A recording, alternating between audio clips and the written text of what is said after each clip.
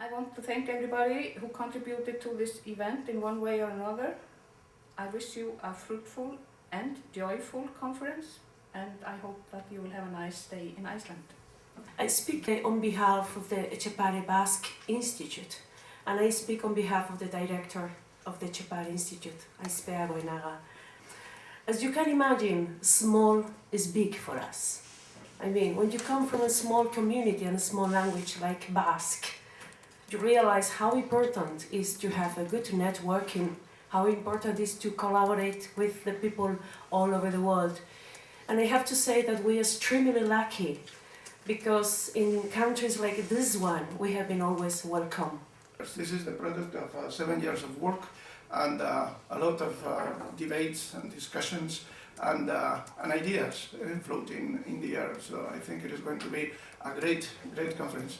Thank you very much, Mila Skar.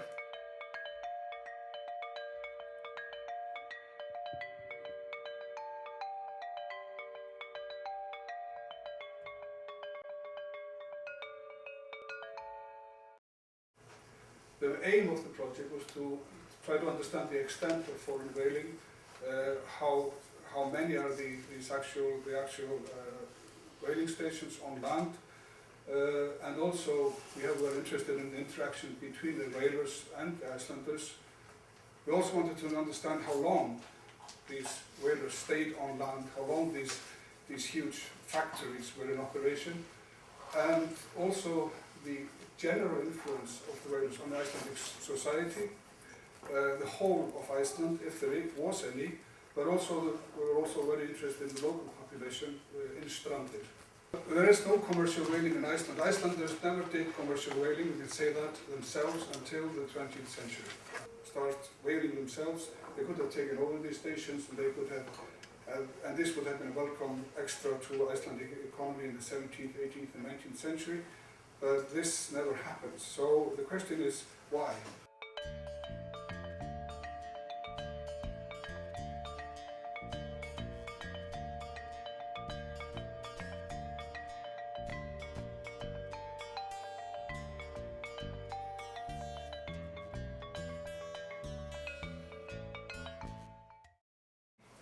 A significant number of whalers were marooned in Iceland in the autumn of 1615. Between 30 and 40 of them were killed by the locals, mainly in 2 attacks. In some cases, their bodies were treated shamefully, and they did not receive a proper burial. The 2 most literary documents, and in many ways the most important ones, we have about the killing of the Basque whalers in 1615. That is to say, the true account, San Frausa, attributed to Jón the Learned Guðmundsson, a farmer and autodidact from the Strandir area, and the Spanish stanzas, or Spænska vísur, by Ólafur Jónsson, a Lutheran priest and well-known religious poet, residing at the ecclesiastical center of Sandar. In 1647, there Jón Lærði finished translation of world history of Hermann Fabronius. He was translating it from German, although he was not visiting it, he was not learning German. We do not know how he managed to understand and translate from German. When we read a true account, what we notice is a quasi-journalistic account. That there is passion and pathos also in describing the fate of the whalers. But he does use, as far as possible, neutral vocabulary. It was not an army. You know, the shipwrecked whalers were not there in order to fight against the Icelanders. So it's peculiar, this reliance on warlike vocabulary. These men were free men, and they were attached to a free trading legal system. And they were working for themselves in most of the cases, associated in these guilds that I am going to speak about right now. When these people lost their lives, they also lost their patrimony. And so, for example, in the case of Gipuzkoa, the Gipuzkoan sailors that died here, when they didn't come back home, these guilds paid an amount of money for the rest of their lives to their widows.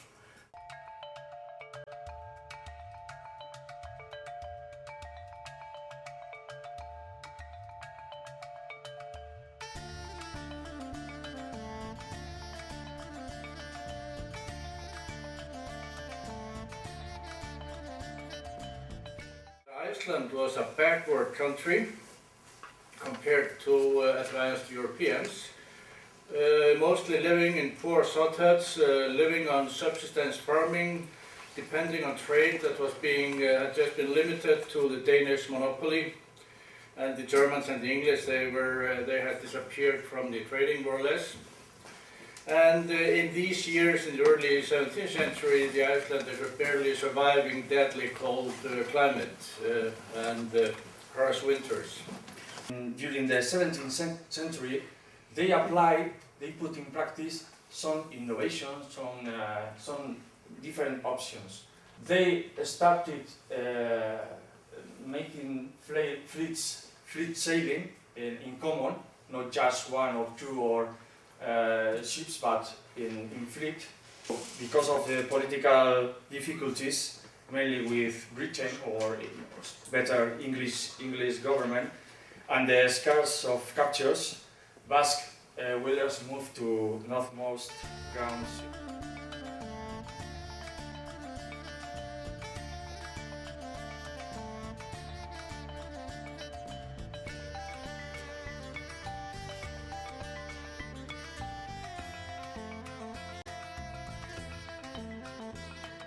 The aim of this brief presentation will be to reflect on the representation of whale hunting and the maritime world in general in Basque classic texts. A French letter of 1732 on the harpoon profession among Basque sailors. This document is a draft letter.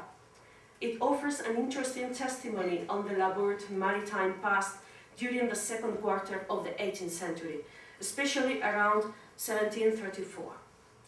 The purpose of the letter is to prevent the arrival of harpooners from Guipúzcoa in French territory to board whaling ships at Saint-Jean-de-Luz and Bayonne from being considered a crime by the Spanish crown, because the economic consequences of this would have been detrimental to trade from the ports of Bayonne and Saint-Jean-de-Luz. Jauna, gaur arteko baino gehiago zureaz, balea zauritu dugu harpoinaren kolbeaz. Arren bada egiguzu, jaun puxantak hasia, sarri gelditzeko arrain itxasoko handia. Gutari garabik zaurtxu gabe bere indarraz, segadetan dabilala buztan edo bularraz, edo xalupa irauli gabe eginaz gainera, edo berekin eraman gabe urtan behera. Arren begira gaitzazu gaitz hauk guztietarik, eskerra diezaguzun itzule jaurretarik. Irabazia da handi, perila ere handia, begira diezaguzu principalki bizia.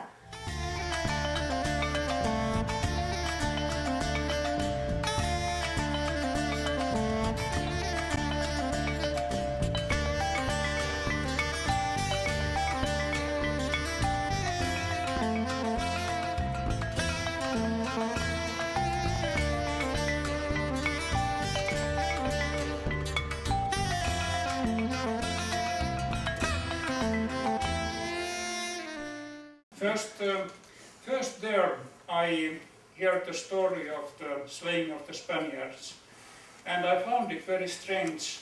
How could the ancestor of the good and honest and cheerful people I know, including my beloved wife, how could they have done something like slaughtering shipwrecked seamen? In my book I tried to put myself in the status both of the Basque side and the Icelandic side. Story of the Spánverja Vín is very interesting for a novelist. First, it's rather well documented, thanks to Jón de Learned, as we know, and it has also very different aspects for a good story. It's very far from being a clear story like an old American Western movie, where the bad guys were already wearing black hats to point them out from the beginning. It's more like an Icelandic saga, where nobody is totally good or innocent, and nobody totally bad, but things happen and go inevitably to their final destiny. Hvar líður fíla, fjandans limur og gríla, skal þig jörð skíla, en skreitin aur síla, Þú skalt eindur íla og ofan eftir stíla, vesæll snauður víla, í milli óheilla bríla.